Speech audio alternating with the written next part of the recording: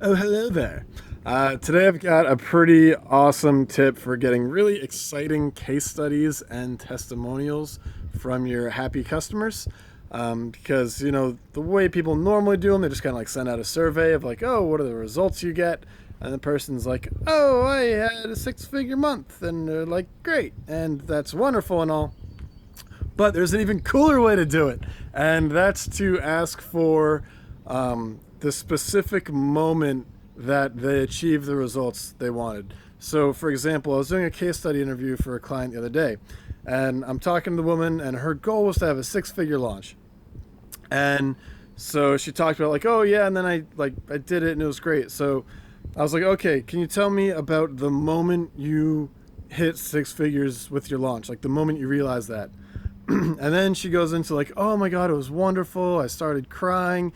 I felt all this relief about like I had made the right decision and my family wasn't going to starve. Like all this wonderful stuff.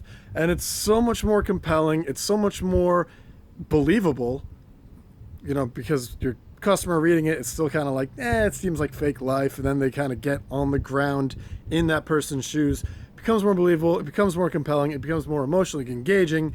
All things that are going to make your customers and readers want to buy your product more. Plus, it just makes your marketing cooler and more fun. Like, it's not just the same boring things that everyone else is saying. It's like you got cool personal stories of little moments where the success means something. Or little moments showing what your product does for people. That's a much smarter way of putting it. So it's like making it real and tangible, and they can see what you're able to do for people instead of it just kind of like being a vague promise of, yeah, you'll make more money, or like just a kind of weak, like, yeah, you'll hit six figures. Yeah, get super specific, makes it exciting. And now I'm repeating the same thing over and over, so I'm just gonna go. Bye.